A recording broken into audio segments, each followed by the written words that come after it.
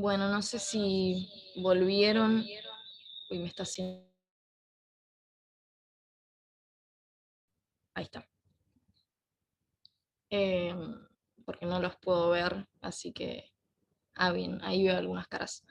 Bueno, yo soy Antonella Vallejos, soy ayudante de la comisión hace bastante tiempo y hoy les voy a hablar de las facultades normativas del Poder Ejecutivo. ¿Se me escucha bien? Primero. Sí, Sí, sí. perfecto.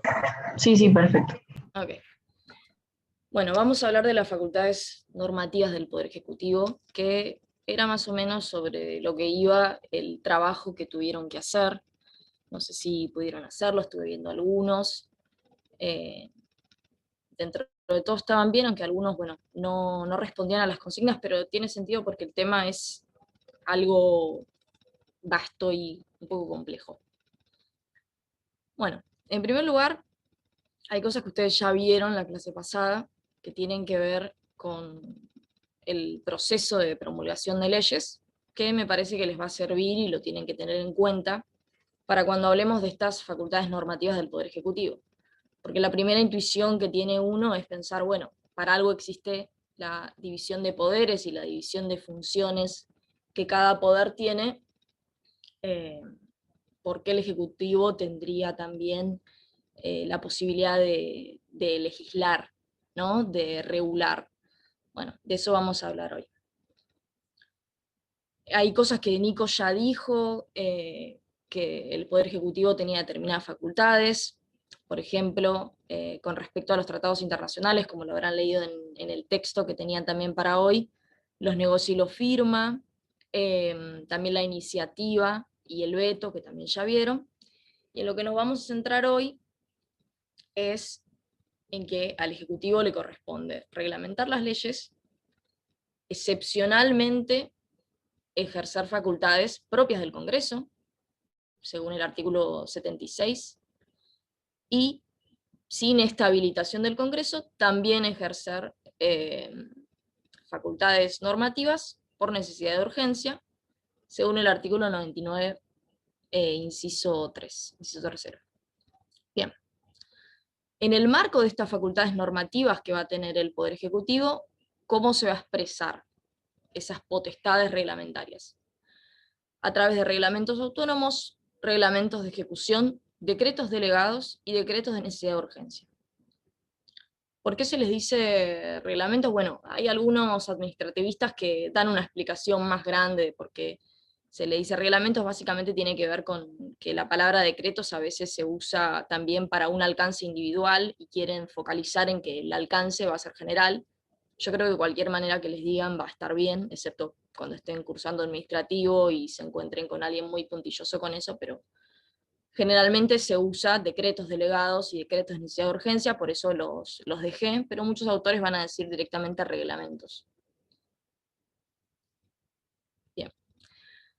Antes de meternos de lleno con el tema, quiero que podamos repasar algunos conceptos para que ustedes puedan, digamos, conceptualizar lo que estamos hablando, ¿no? El poder de policía que ustedes ya vieron es la potestad estatal de limitar o restringir derechos, ¿no? Sobre eso también hablaba el trabajo, más que nada en la segunda parte, cuando los hacía pensar sobre la cantidad de derechos que se habían regulado. Bueno, este concepto tuvo básicamente dos características, dos caracterizaciones, ¿no? Por un lado estaba el poder de intervención del Ejecutivo sin participación del legislador. A eso hacía referencia históricamente el poder de policía. Y por el otro, sencillamente el poder expansivo y restrictivo sobre los derechos. Ahora bien, ¿qué es lo que dice nuestra Constitución Nacional? Todos los habitantes de la nación gozan de los siguientes derechos conforme a las leyes que reglamenten su ejercicio. Esto es muy claro, ¿no? Gozamos nuestros derechos conforme a las leyes que reglamenten su ejercicio. Después tenemos el artículo 28. Los principios y garantías y derechos reconocidos en los anteriores artículos no podrán ser alterados por las leyes que reglamenten su ejercicio. Estos artículos están como dialogando, ¿no? O sea, el Estado no va a poder socavar, digamos, la sustancia de los derechos. Y además tenemos que tener en cuenta cuestiones que también ustedes ya vieron, que hacen a la regulación misma. Por un lado tenemos, bueno, el principio de reserva de ley, ¿no? Que hay ciertas cosas que se van a tener que hacer por una ley. Después vamos a ver más adelante qué se entiende por ley, digamos, ¿no? La razonabilidad, la relación entre medio y fin, la proporcionalidad, la no alteración, digamos, respetar el núcleo propio de los derechos, y también la elección del medio menos gravoso para poder regularlo. Bien, ¿qué es la regulación? Hay diferentes formas de entenderlo, ¿no? Está la potestad estatal para reglamentar, limitar derechos y así lograr su protección y satisfacción. Después también que la regulación debería respetar un principio igualitario y reglamentar derechos para reconocer otros. Todo esto tiene una importancia tal que lo tenemos que tener en cuenta cuando analizamos un caso también, ¿no? Que ustedes seguramente van a tener que analizar en el parcial, en el segundo parcial. Tienen que tener estas cuestiones en cuenta antes de mandarse de lleno a escribir sobre estas cosas. ¿Cómo se puede regular derechos y quién puede regularlos? Bueno, esto es una parte, ya la vieron en la clase pasada y ahora vamos a ver la otra parte. Bien, para esto es importante que veamos la ley y el reglamento, ¿no? Por un lado, en la primera columna está qué es lo que puede hacer el Congreso, quién tiene la potestad más grande, ¿no? Bueno, pueden regular el núcleo del derecho, ¿no? Pueden también, según algunos autores, regular la sustancia y también los pormenores. Por el otro lado tenemos el reglamento, que son los que van a dictar el Poder Ejecutivo. Los reglamentos son actos de alcance general, abstracto y obligatorio que dicta el Poder Ejecutivo, con efectos jurídicos directos, inmediatos o mediatos sobre los particulares, en virtud de una atribución expresa del Poder Constitucional. Bien, sigamos. Acá tenemos la opinión consultiva, ¿no? Como decía anteriormente, ¿qué es lo que significa ley? ¿Y por qué es pertinente esto? Bueno, esto es pertinente porque la Corte Interamericana nos dice que las restricciones a los derechos solo pueden ser establecidas por leyes. Entonces, el gobierno de Uruguay lo que hizo fue, sometió, digamos, una solicitud de opinión consultiva para que la Corte le diga qué es lo que significa el término ley en el artículo 30 de la Convención. Y bueno, acá tienen básicamente lo que la Corte nos dijo, ¿no? La palabra leyes en el artículo 30 significa norma jurídica de carácter general, ceñida al bien común, emanada de los órganos legislativos constitucionalmente previstos y democráticamente elegidos, y elaborada según el procedimiento establecido, ¿no? Para la formación de leyes, que ustedes vieron en la clase pasada. Entonces, hay una primacía, ¿no?, de la ley, y la Corte entiende que los derechos solo pueden ser, y las restricciones a estos, solo pueden ser establecidos por ley. ¿Se da eso en todos los casos? Bueno, ustedes ya vieron en el trabajo que no. Hay excepciones, y lo vamos a ver más adelante. Incluso continúa esta opinión consultiva y se ve más adelante. Bien, ¿cuáles son las limitaciones de las facultades del Poder Ejecutivo? El texto constitucional no puede avanzar sobre el núcleo de la materia, ahora lo vamos a ver incluso con un ejemplo. Y también el ejercicio del legislador. Como les dije anteriormente, si el legislador va a regular los pormenores de una ley, el Ejecutivo ya no puede hacerlo. Esto puede haber opiniones doctrinarias en contra, pero esta es la que considero. Bien, arranquemos. Esto lo vimos un poco hoy, así que no voy a explicar demasiado, pero el artículo 99, las atribuciones del presidente, ¿no? Es el jefe supremo de la nación, jefe de gobierno y responsable político de la administración general del país. Esto Nico lo aclaró un poco. E inciso 2, expide las instrucciones y reglamentos que sean necesarios para la ejecución de las leyes, ¿no? cuidando de no alterar su espíritu con excepciones reglamentarias. Después sigue el artículo. Pero esto nos da el pie para hablar de los reglamentos autónomos. Se va a entender que la fuente de esta clase de reglamentos va a ser lo que yo les leí, ¿no? El inciso primero. O sea, es el jefe supremo de la nación, jefe de gobierno y responsable político de la administración general del país. Administración general del país, principalmente. Mediante estos decretos, el Poder Ejecutivo lo que va a hacer es determinar autónomamente la organización y el funcionamiento de la administración, ¿no? O sea, la jefatura jerárquica que tiene por sobre todo el aparato estatal implica un poder de organización también sobre estos entes administrativos, y sobre eso va a versar estos reglamentos autónomos. Por ejemplo, a ver, bueno, primero voy a darles una definición, ¿no? Aquella norma de alcance general que dicta el Poder Ejecutivo sobre materias que son de su exclusiva competencia de regulación y que por ende excluya la intervención del legislador, esto es una zona de reserva administrativa en el ámbito normativo. Bien, ahí vuelvo con eso. Esto, digamos, ¿no? Acá dice, excluye la intervención del legislador, porque hay una zona de reserva administrativa en el ámbito normativo. Esto es algo bastante fuerte, digamos, de decir, ¿no? Hay una zona en donde el legislador no se puede meter, según lo considera esta doctrina, y generalmente la doctrina que predomina también lo considera. Por eso quería poner esto, sería básicamente así, ¿no? Como si pasas esta zona, hay ciertos problemas. No sé si lo pueden ver moverse, yo lo estoy viendo moverse. ¿Pero es pacífica esta doctrina? No, claramente no.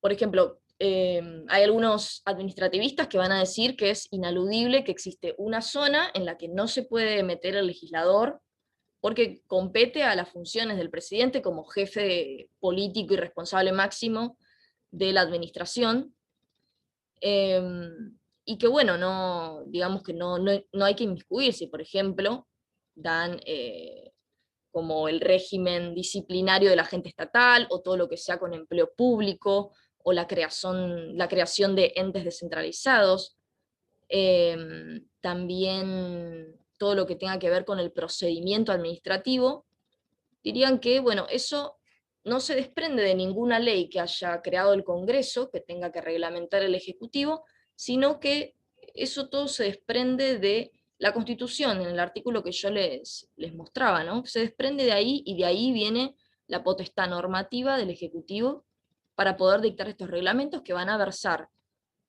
sobre temas generalmente internos de la administración, ¿no? Cuestiones de organización, y que no tengan efectos directos a terceros. Estos serían los reglamentos internos. Algunos los dividen con autónomos, otros los agrupan, pero más o menos piensen eso. Y después les traía, voy a tomar un punto, un fallo que no tiene que ver en sí sobre este tema, pero que me gusta, digamos, esta disidencia porque se apoya bien, después lo vamos a ver más adelante, ¿no? Es la disidencia de Hayton en el fallo Colegio Público de Abogados. Hayton dice, básicamente, bueno, les cuento brevemente los hechos. El Congreso sanciona una ley de emergencia económica, y bueno, en esa ley delega atribuciones al presidente, y en un decreto, en algunos artículos, digamos, el Estado, el Poder Ejecutivo eximía a los abogados del Estado de matricularse en el Colegio Público de Abogados de la capital federal, ¿no? Después le voy a hablar más del caso. Entonces, en lo que hace a eso, Hayton entiende que todos los aspectos de la organización del cuerpo de abogados del Estado pertenecen a la zona de reserva de la administración, que es una materia inherente, circunstancial de las funciones adjudicadas al Ejecutivo, en tanto jefe supremo y todo el inciso 1 que ya vimos anteriormente. Acá ven como la Corte, o al menos en la disidencia de Hayton, reconoce esta zona de reserva y dicen que deriva de este inciso. Pero recuerden, no es pacífica esta doctrina. Cuando vean administrativo van a ver que hay personas que dicen, no, no hay tal zona, principalmente Balbín. Bien, si quedó claro lo de los reglamentos, pasamos a lo de ejecución. Quiero pasar un poco rápido sobre esto, así no se extiende demasiado, porque seguro vamos a hablar más de los últimos dos, que son los decretos, ¿no? Reglamentos de ejecución. Bien.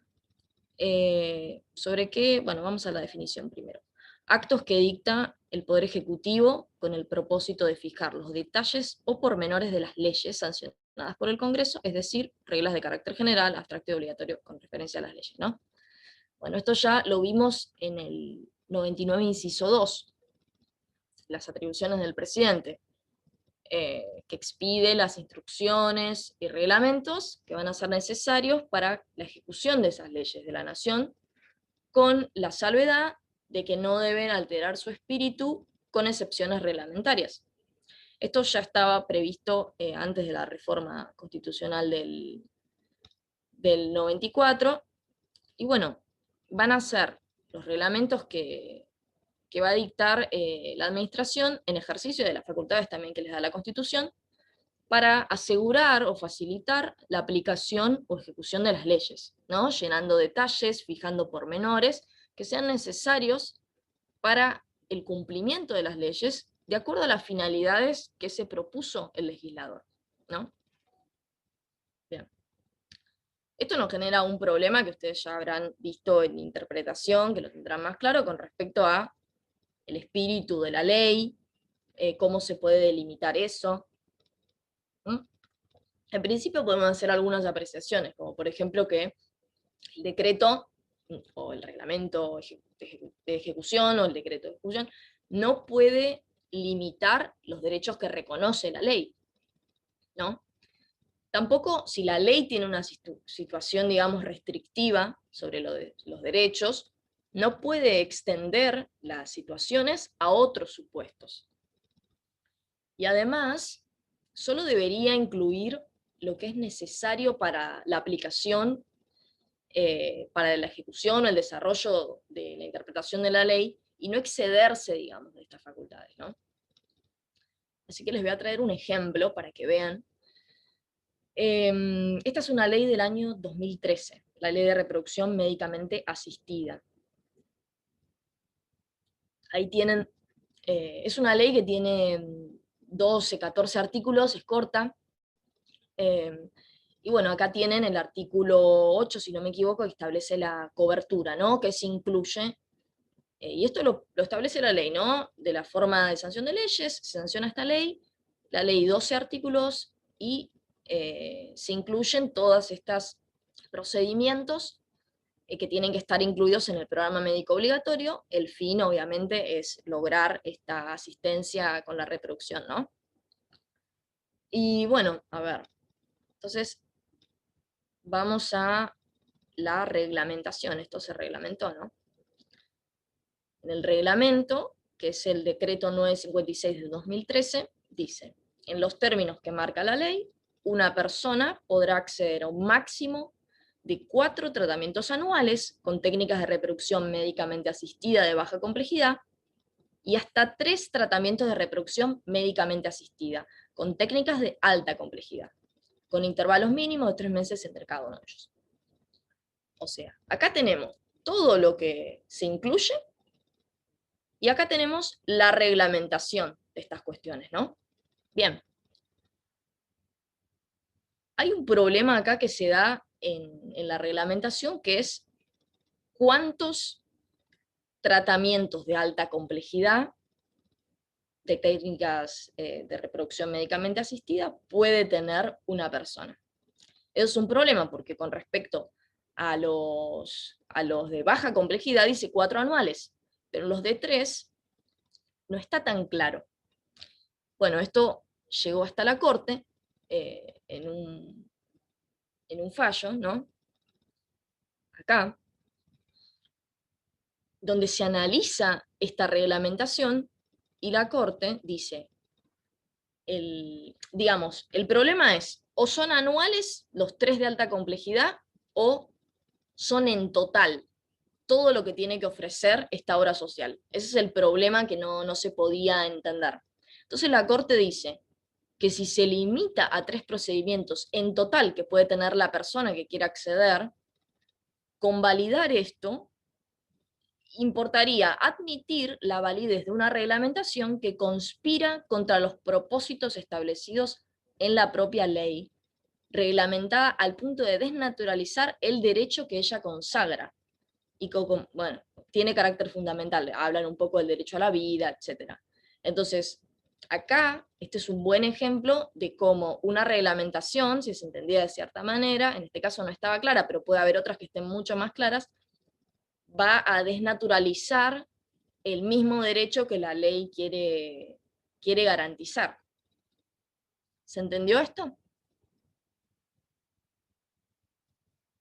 Bueno, asumo que sí. Sí, sí, perfecto. Ok. Bueno, decretos de necesidad de urgencia. Acá ya empezamos en la cuestión que este año quizás fue, el año pasado y este año fue muy, muy polémica, ¿no? Y sobre lo que ustedes tuvieron que hacer el trabajo. Bien. Van a empezar a ser estos decretos más utilizados durante la presidencia de Menem, según pude buscar en una página que se llama decretos.com.ar, que es un observatorio de algunos profesores de administrativo también de la facultad. Alfonsín había emitido 2, o sea, muy poco, a comparación de lo que emiten los presidentes después de Menem, o los que emitió Menem. Estos decretos no estaban contemplados en la Constitución antes del 94, y bueno, las facultades del gobierno, como sabemos, tienen que ser expresas, ¿no? Para que puedan ejercerlas. Solo pueden hacer lo que tienen autorizado, ¿no? Al revés, digamos, de lo que las personas, ¿no? No estaba en la Constitución, y sin embargo, bueno, había parte de la doctrina que decía como que igual lo podía hacer porque no estaba prohibido. A pesar de que no estaba autorizado por la Constitución, se dictaban de neus. Entonces, ¿qué son? Son aquellos decretos o reglamentos que dicta el presidente, esté o no en receso el Congreso, esto es importante marcarlo, frente a circunstancias que no permiten esperar el tratamiento del caso por dicho poder. Bien, entonces no se trata de una delegación legislativa, sino de una competencia consignada, digamos, en el texto, en la Constitución, a su favor, a favor del Poder Ejecutivo. Bien. ¿Cuáles eran las opciones en el 94? Bueno, se podía dejar sin regulación este tipo de decretos. ¿Cómo había estado ese momento? No es lo que se buscaba, pero se podía hacer. Se podían prohibir en absoluto, completamente, o se podían prohibir con excepciones. Y bueno, finalmente esto es lo que pasó. Ahora vamos a ir al artículo. Acá está, en 94 se van a agregar la promulgación parcial, los DNU y los delegados. Antes del 94 había algunas justificaciones para emitirlos, como estado de necesidad, conservación del orden social, cosas que tienen que ver más que nada con estos temas que ahora vamos a ver en Peralta, que también es anterior al 94. Bien, para ponernos en contexto, había, por el año ya lo ven, una crisis económica, ¿no? Hiperinflación, y bueno, entonces el gobierno decide congelar los plazos fijos, apoderarse de parte del dinero y compensar con bonos, lo que se denominó el plan Bonex, ¿no? Había terminado el mandato de Alfonsín, llega Menem, contexto complicado, etc. Entonces, en virtud de un decreto de necesidad de urgencia, se dicta este plan. No voy a extenderme demasiado sobre los hechos de los fallos, porque si no ustedes después no los van a leer y es importante que ustedes los lean para que puedan hacer los trabajos. Pero bueno, básicamente se trata del congelamiento de estos depósitos por el decreto 3690, como lo ven ahí. Peralta entonces, digamos, intenta hacer un amparo, ¿no? Para poder contrarrestar esta situación tremenda y muy rápida que sucedió. Tenía un plazo fijo de 7 días, con un vencimiento, etc. La Corte va a reconocer la validez de este decreto.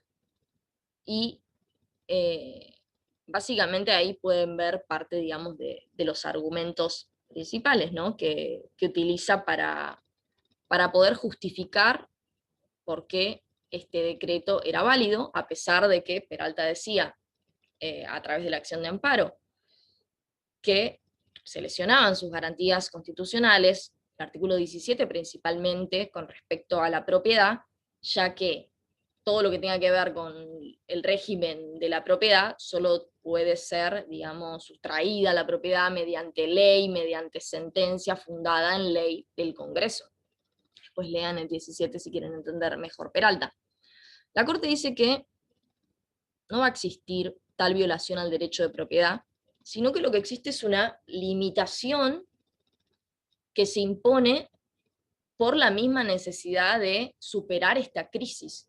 Solo se limita en forma temporaria la percepción, digamos, de estos beneficios que podía tener Peralta. Después, bueno, si ven bien el caso, o si ven los videos de las clases de los cuatrimestres anteriores, Nico lo explica muy bien, en realidad era como nada poder revender esos bonos en el mercado secundario y eso se pagaba a 10 años, o sea, perdía completamente sentido. También dice que se cumple con el requisito, digamos, de la emergencia, ¿no? La situación era tremenda. Y además, lo que se dice es que no hay una voluntad del Poder Legislativo de ir en contra de esto, ¿no? El Poder Legislativo no se expide en contra. Esto era el único remedio para poder sobrellevar esta crisis y se tenía que hacer de esta manera, porque de lo contrario las personas iban a retirar sus depósitos de sus plazos fijos y no se iba a poder llevar a cabo de esta manera. Y el Poder Ejecutivo es el responsable de la integridad del Estado y esto fue así, ¿no? O sea, lo hizo para esto. Bueno, acá tienen un considerando, ¿no? 2 razones fundamentales: el Congreso Nacional, en ejercicio de sus poderes, no adoptó decisiones diferentes, no estuvo en contra, y porque existe un grave riesgo social, frente al cual existe la necesidad de tomar medidas súbitas, ¿no? Grave riesgo social, y el Congreso no tomó medidas en contra. Entonces, estas básicamente son las 2 justificativos que da para declarar la validez de este DNU. Acá tienen otro, bueno, sobre el derecho a la propiedad, no hay violación por la limitación que expliqué anteriormente. A ver, esperen un segundito, si hay algo más por acá. No, bueno, ya expliqué lo del derecho de propiedad. Bien, ahora pasamos a cómo está post 94, post reforma constitucional. ¿Qué es lo que vemos en el artículo? El Poder Ejecutivo no podrá, en ningún caso, bajo pena de nulidad absoluta e insanable, emitir disposiciones de carácter legislativo. Esto está clarísimo. El principio general es la prohibición absoluta.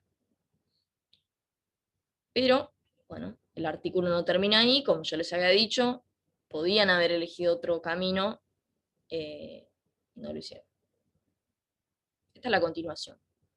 Solamente cuando circunstancias excepcionales hicieran imposible seguir los trámites ordinarios previstos por esta Constitución para la sanción de leyes, y no se trata de normas que regulan materia penal, tributaria, electoral o de régimen de los partidos políticos, podrá dictar decretos por razones de necesidad de urgencia, los que serán decididos en acuerdo general de ministros que deberán ser refrendados.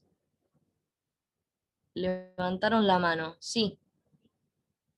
Sí, profe, yo tenía una pregunta sobre este tema puntual, pero no sé si lo vas a decir después. Es con el tema de lo que se entiende por materia tributaria, que era del trabajo, pero Sí, digamos, claro, puede, ¿qué se entiende sería ¿se podría, por ejemplo, el Ejecutivo meter en materia de reglamentación, ¿no? Como fue el caso del trabajo que se regulaba el pago de las deudas de las pymes, una cosa así era. Ahora no me acuerdo bien los detalles, pero ¿cuál sería la extensión de esa materia? Pude ver tu trabajo y vi que pusiste objeciones con respecto a la materia tributaria, así que vamos a avanzar un poco más y cuando veamos las materias prohibidas, lo vemos. Bien. Dale, gracias. No, no. Bueno, ya leímos esto, ¿no? Esta es la excepción al principio que nombrábamos anteriormente. Como dijo Nico en la primera parte de la clase, como es una excepción, la interpretación es con carácter restrictivo, el escrutinio es restrictivo, no puede ser, digamos, amplia la interpretación. El DNU básicamente entonces es el presidente emitiendo una ley. Hay que tenerlo en perspectiva porque es una alteración a la división de poderes. Entonces, esto es para mostrar un poco cómo sería el artículo 99, si nos fijamos en el inicio y en cómo va a terminar, ¿no? Básicamente, ¿no? Empieza así, termina de otra manera. Empieza con la prohibición, termina dando una excepción. Bien. Entonces, las causales, existencia de circunstancias excepcionales y que estas circunstancias hagan imposible que el Congreso se reúna para seguir con el trámite legislativo constitucional. A la vez precisa las materias prohibidas: tributaria, penal, electoral y de partidos políticos. De ninguna forma se dice que los DNU tienen que versar sobre estas materias.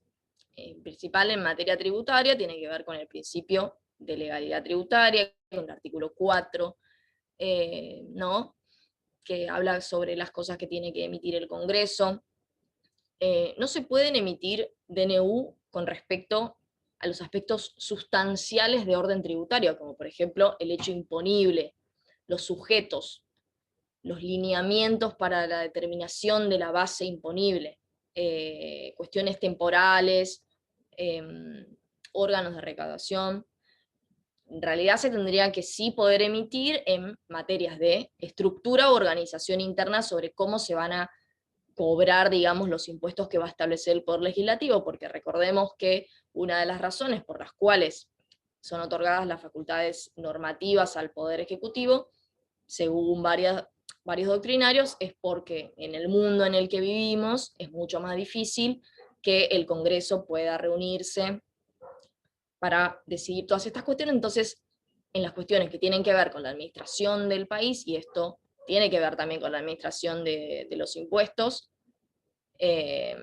cómo se forma todo eso, bueno, puede haber un poder, según estas doctrinas, más competente que lo lleve a cabo más ágilmente y que tenga más conocimiento sobre esos términos que el legislativo.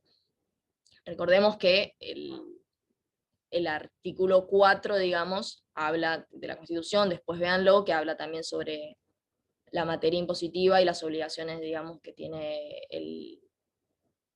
el Congreso Nacional, digamos, lo tiene que imponer el Congreso Nacional.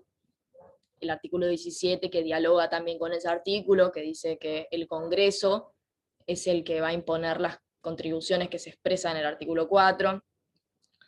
El artículo 52 también lo tenemos, que me estoy extendiendo sobre esto por la pregunta de Santiago más que nada. La Cámara de Diputados le corresponde la iniciativa de leyes sobre contribuciones, y después tenemos 75, inciso 1, 2 y 3, que también hablan de esto. A ver,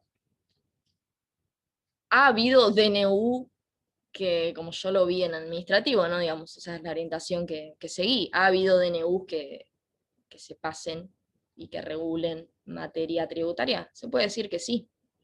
Se puede decir que sí. La realidad es esa, o sea, no sé si Nico querés hacer alguna otra precisión, pero sí ha habido, probablemente siga habiendo, y está buena la apreciación que realizaste, y también estaría bueno si cuando justifican por ahí que están en contra de algo particular, usen también las herramientas que les da la Constitución, como los artículos que nombré yo, que está bien, no, ustedes no tuvieron administrativo todavía, pero esto está en la Constitución, sobre qué rol cumple el Congreso en la imposición de cargas y contribuciones al ciudadano, ¿no? Creo que vos utilizaste 2 fallos, si no me equivoco, ¿puede ser? ¿O no era tu trabajo ese? Bueno, no me acuerdo si era tu trabajo, pero sé que hiciste una apreciación sobre eso, así que está muy bien. Así, ¿te quedó más o menos claro esto? Sí, no, es que, bueno, yo lo que dije puntualmente en mi trabajo es que como no sabía bien los límites, porque hay un texto que habla sobre esto, que es el de Sagüez, que da como 2 fallos, ¿no? Y da como 2 puntos de vista que como que no se resuelven entre sí, ¿no? Deja la cuestión ahí medio en el aire, entonces no sabía bien para dónde apuntar. Si se regulaba, si se mencionaba materia tributaria, era directamente no se puede, o si puede versar sobre temas de reglamentación, por ejemplo, sobre cobranza. Claro, claro, Entonces exacto. yo Bueno, opté por hay lo apreciaciones para negativo. hacer. Sí, Sí, bueno, tu intuición no está mal, la verdad, pero hay apreciaciones con respecto a, que esto lo van a ver de nuevo, lo van a ver cuando estén en tributario, pero hay aspectos sustanciales de un tributo, ¿no? Hay aspectos más sustanciales que otros, por ahí quién lo tiene que cobrar, o en qué periodo del año, o otras cuestiones no son tan sustanciales sobre los tributos, y hay otro aspecto que sí lo tiene que establecer el Congreso, como el hecho imponible, quiénes van a ser los sujetos obligados, quiénes van a ser los sujetos exceptuados de ese tributo, eh, la base imponible ya lo dije, las alícuotas, por ahí el Congreso puede decir un máximo y un mínimo, ¿se entiende? Nico, si querías decir algo. No, a ver, las materias prohibidas en materias de DNU son las establecidas por la Constitución, primero como algo bien duro y básico. Tienen una fundamentación muy clara, ¿está bien? Son los temas más sensibles: el bolsillo, la tributaria, la penal, nuestra libertad, la electoral, que no pueda el Poder Ejecutivo modificar las reglas de juego por sí solo, que esas reglas de juego las tenemos que modificar y discutir entre todos, igual que lo que atañe a los partidos políticos, porque quizás si le doy esa potestad al presidente, corro riesgo de que la quiera hacer jugar a su favor. Siempre uno tiene que tener en cuenta que el sistema legal, la Constitución, es un sistema a su vez de control en pos de garantizar la libertad, la igualdad y los derechos de todos. Entonces, para eso, nosotros, por un lado, confiamos en nuestros representantes y por otro lado, los desconfiamos de nuestros representantes. ¿Está bien? Es un ida y vuelta, es una relación dialéctica. Entonces, uno confía, pero el hombre es bueno, pero si se lo controla, es más bueno. Entonces, lo que se quiere es garantizar que los derechos de las personas y las reglas de juego no estén sujetas a decisiones intempestivas, no discutidas, no democráticas. Entonces, por ejemplo, en tributos, un ejemplo de lo que estaba diciendo Antonella es los impuestos llamados retenciones, que se hicieron conocidas con el tema del campo en el 2008, que hablábamos del tema de Cobos en el voto no positivo. Bueno, el Congreso establece un máximo y un mínimo, y entonces el Ejecutivo lo va manejando dentro de determinados niveles, límites. ¿Y eso está justificado? Sí, está justificado porque, bueno, hay algunas cuestiones, algunos pormenores, en donde el Ejecutivo tiene la posibilidad, justamente por esto de la eficiencia, la rapidez, el carácter unipersonal, de tomar decisiones convenientes, y se confía en el Ejecutivo para tomar esas decisiones. Pero el principio es el Congreso. Si el Congreso diría, no sé, las retenciones son del 20%, y el Ejecutivo no puede decir es el 21, es el 19. Entonces, pero nunca, en el caso de las retenciones, es una delegación legislativa, que todavía no llegamos. Nunca lo podría hacer por DNU. DNU, el presidente el problema de los DNU, y te dejo, Antonella, Sí. es el presidente juega a que es el Congreso. Ese es el problema de los DNU. En los DNU el presidente está haciendo algo que le corresponde al Congreso, no le corresponde al Poder Ejecutivo. Entonces, y lo que se pretende es que, bueno, lo haga en circunstancias excepcionales. El ejemplo de la pandemia nos puso, si quieren, en una discusión interesante, en el sentido de, bueno, cuando se decretó el primer confinamiento, hay discusiones después de los posteriores, pero cuando se decretó el primer confinamiento, bueno, ¿había una situación o no? ¿Era necesario o no que el presidente le usurpe, en el sentido concreto de la palabra, el presidente está usurpando facultades del Congreso? ¿Está bien? Cosas que debería hacer el Congreso, en donde se entiende que estamos mejor representados proporcionalmente, de alguna manera, etcétera, la toma el presidente, que también tiene legitimidad democrática, pero no tiene la misma legitimidad democrática, en el sentido de que no está, tiene mayor legitimidad el presidente que cada uno de los diputados, por ejemplo. Ahora, el cuerpo por entero, al ser proporcional a la población y a sus inclinaciones políticas, tiene una representación democrática más profunda para tomar algunas decisiones. Entonces, el DNU rompe esa idea. Entonces, lo que la Constitución quiere hacer en el mejor sentido es, bueno, en circunstancias sumamente excepcionales, y siempre y cuando no toques estos temas no los tocas nunca. No me importa si viene Godzilla, una guerra nuclear, la pandemia, sobre esto no. No. ¿Está bien? Esto no. Hasta ahí. Si querés, cuando quieras hacemos un break y seguimos con la segunda parte. Antes de delegados, ¿te parece? O... Dale. Bueno, como decía Nico, y también les había pedido que visualicen, hay una alteración en la división de poderes en donde directamente el Poder Ejecutivo va a tomar estas competencias. Espero que haya quedado claro lo de las materias, traté de explicarlo. O sea, hay cosas, como dijo Nico, que las va a establecer el Congreso, y otras, por distintas razones, va a precisar el Ejecutivo con materia tributaria. ¿Ha habido polémica en casi todas estas? Sí, seguro, si buscan, lo hay.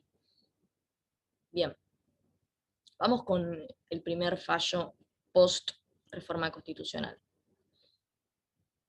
Recordemos que en Peralta la Corte había convalidado, digamos, todo, y acá, después de la reforma constitucional, con el artículo que leímos, la Corte va a decir que el control de estas circunstancias excepcionales es la sede parlamentaria.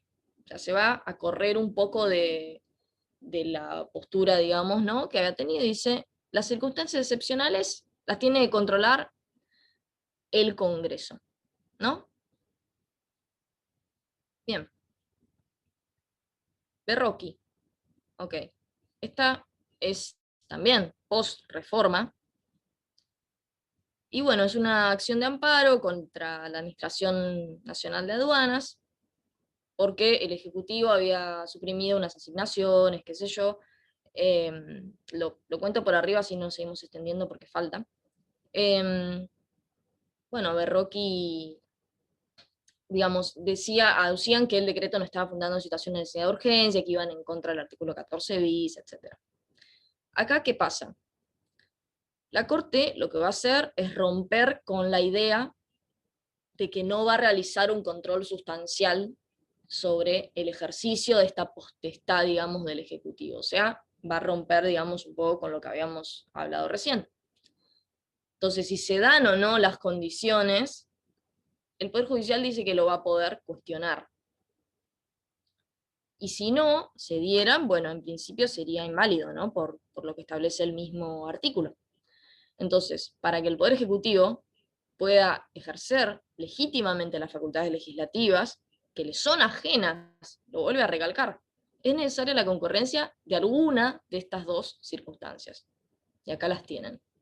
Que sea imposible dictar la ley mediante el trámite ordinario, que las cámaras no puedan reunirse por estas circunstancias de fuerza mayor que se lo impiden, y ahí de ejemplos, acciones bélicas, desastres naturales, o el traslado de legisladores a la capital federal, Y la segunda, que la situación que requiere la solución legislativa sea de una urgencia tal que deba ser solucionada inmediatamente en un plazo incompatible con el que demanda el trámite normal de las leyes. En algunos casos se entiende que, en el texto incluso que tienen ustedes, se entiende que estas circunstancias se tienen que dar, digamos que tiene que haber una concurrencia, que se tienen que dar las dos a la vez, pero como lo ven acá, y si lo buscan en el fallo, que les pido que lo lean, cualquiera de las dos que se dé es válido. Digamos que no es tan rígido como uno podría querer que sea, que se dé primero que no se pueden reunir y que, digamos, la situación de emergencia por la cual no se pueden reunir sea la situación que requiera solución sea urgente. Pero la realidad es que la Corte habla de algunas de estas dos circunstancias.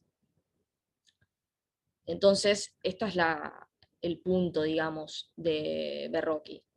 Y también habla, bueno, de la potestad del Poder Judicial de revisión de los presupuestos.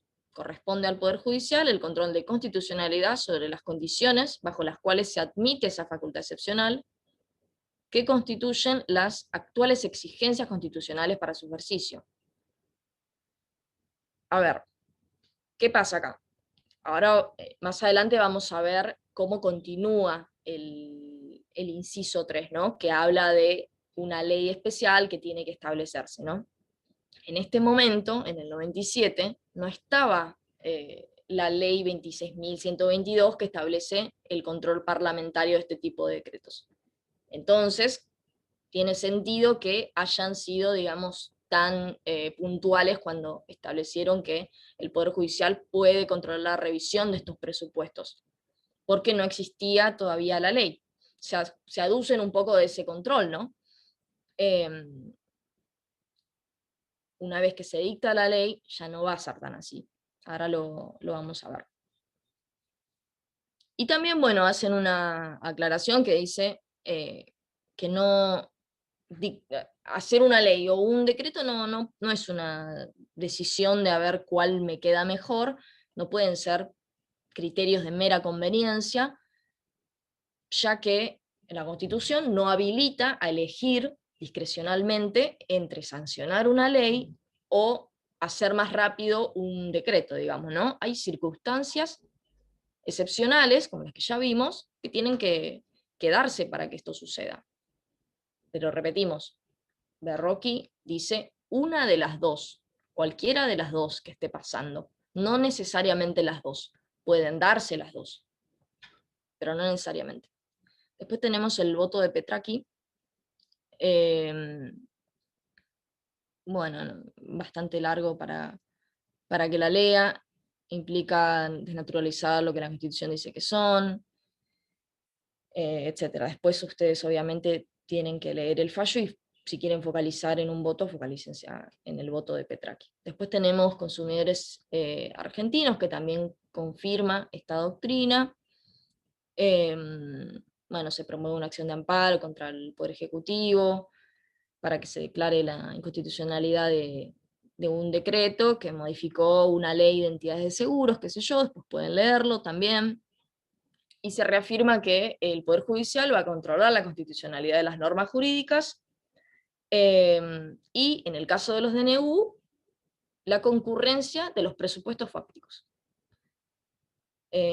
Además, bueno, cuando se habla de un DNU, no tiene que establecer normas permanentes, sino una disposición que se dirija a paliar esta situación excepcional. Bien.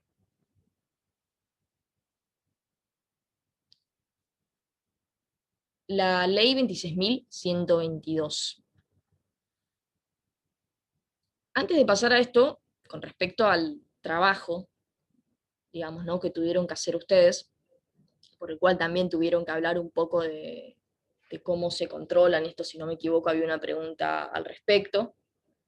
Bueno, esta ley viene a cumplir con con la última parte, digamos, del artículo, que dice: el jefe de gabinete de ministros, personalmente y dentro de los 10 días, someterá la medida a consideración de la comisión bicameral permanente, y ahí habla de la composición. Esta comisión elevará su despacho en el plazo de 10 días al plenario de cada cámara, tratamiento expreso, etc. Y ahí habla de la ley, ¿no? Ahora lo vamos a ver bien. La limitación de libertades y derechos por cuestiones de salud o salubridad, digamos, no es la primera vez que se hace en la pandemia, sí es la primera vez con una situación como esta, pero tienen otros casos, como Plaza de Toros o Saladeristas, donde, por ejemplo, la Corte había expresado que ninguno puede tener un derecho adquirido a comprometer la salud pública y esparcir en la vecindad la muerte. Quería como recordar eso para traerlo, que la regulación de los derechos en emergencia y con respecto a la salud tiene, digamos, algún recorrido, principalmente lo de emergencia, ¿no? Bien, la ley establece el régimen legal de los decretos de necesidad de urgencia, de delegación legislativa y de promulgación parcial de leyes. No sé si hacemos el break ahora, Nico, antes de que arranque con esto. ¿Estás por ahí? Sí, yo diría que sí, así descansan un poco, y seguimos. Hoy es una clase, bueno, antes del parcial, así que vamos a ver también la resolución un poco del caso que estamos viendo, lo estamos viviendo, así que tampoco esperen ningún precedente de la Corte norteamericana de 1850 que lo resuelva. ¿Está bien? Así que hagamos un break de, si les parece, 10 minutos y 25. Volvemos, carguen pilas, tomen café, agua, vayan al baño y le damos con todo para cerrar esta clase. Bárbaro. Te pido que le pongas stop a la grabación, Anto.